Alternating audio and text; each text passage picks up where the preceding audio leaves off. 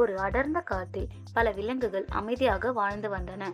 அந்த காட்டில் 3 விலங்குகள் மிகவும் பிரபலமாக இருந்தன. ஒன்று யானை. அதன் உடல் பெரிது, பலம் அதிகம். என்னைப் போல பெருசா இந்த காட்டில் யாருமே இல்லை என்று யானை நினைத்தது.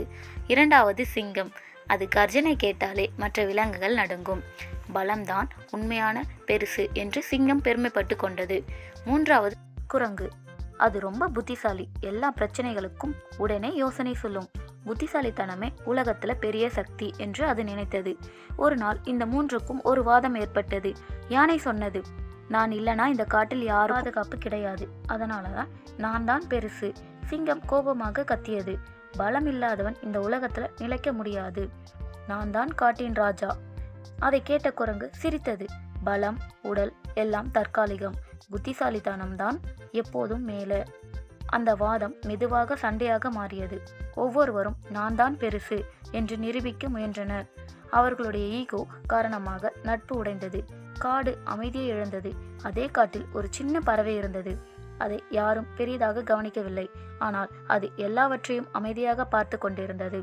ஒரு நாள் அந்த பறவை மூவரிடமும் வந்து மெதுவாக சொன்னது, நீங்கள் மூணும் தனித்தனியாக உங்களை பெருசு நினைக்கிறீங்க, ஆனா உண்மையில யாராவது ஒருத்தர் மட்டும் இருந்தா இந்த காடு இயங்குமா? யானையை பார்த்து சொன்னது, நீ இல்லனா மரம் விழும், ஆனா சிங்கம் இல்லனா பயம் இல்லாமல் வாழ முடியுமா? சிங்கத்தை பார்த்து சொன்னது, நீ இல்லனா காடு பாதுகாப்பாக இருக்காது, ஆனா குரங்கு இல்லனா புத்திமதி யார் சொல்லுவாய்?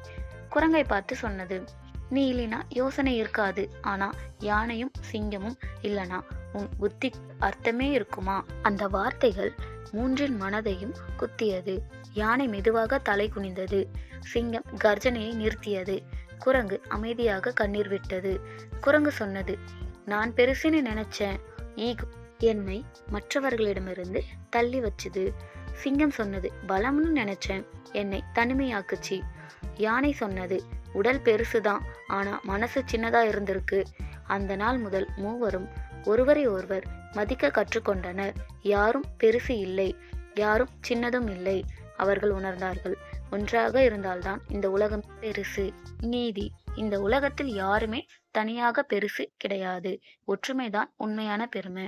இந்த வீடியோ உங்களுக்கு பிடிச்சிருக்கும்னு நினைக்கிறேன். லைக் பண்ணுங்க, ஷேர் பண்ணுங்க, சப்ஸ்கிரைப் பண்ணுங்க. தேங்க்யூ.